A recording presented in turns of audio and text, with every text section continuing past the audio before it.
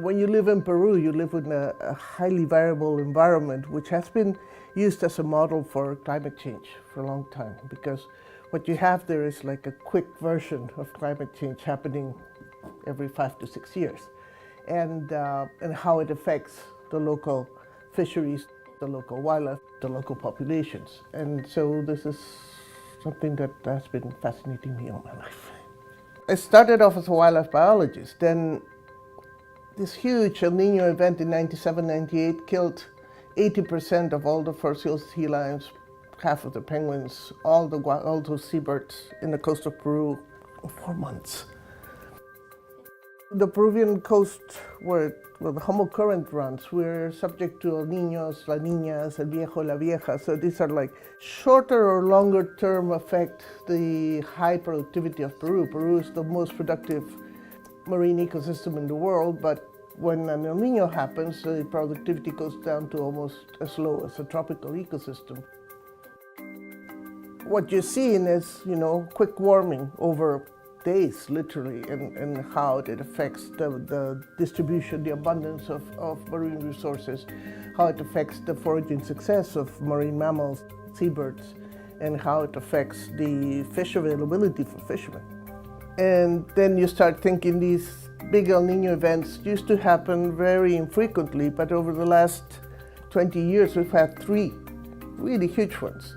And so what seems to be happening is that climate change is either making them stronger, more frequent at the times when they shouldn't be happening. They're called El Nino because they usually happen around Christmas. Animals that are adapted to a certain level of environmental variability, that adaptation is not good anymore, so they can't survive. So you get these enormous mortalities. These animals are what you call central place foragers. They have their pups, their chicks on land, and they have to go out to sea to find food.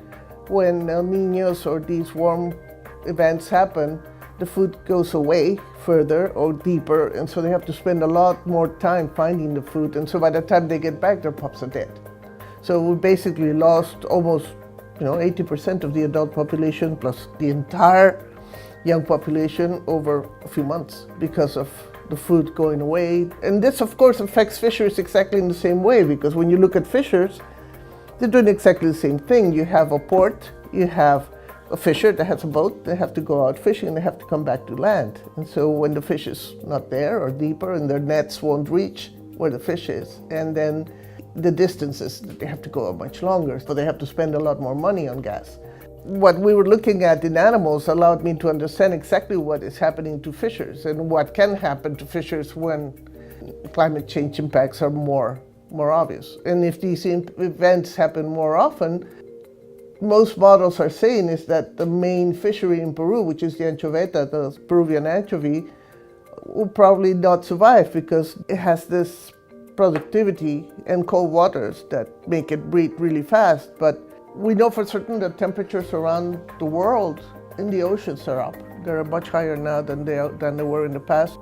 I think what people need to understand is that although there is uncertainty, the uncertainty is when, how strong, not if. So as humans, we have to start thinking, so what are we doing with these resources? Better management, you will have more fish.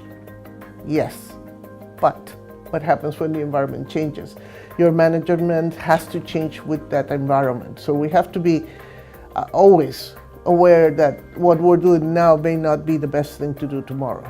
And living in Peru has taught me you have to be adaptable, you have to be flexible, and then you will live longer.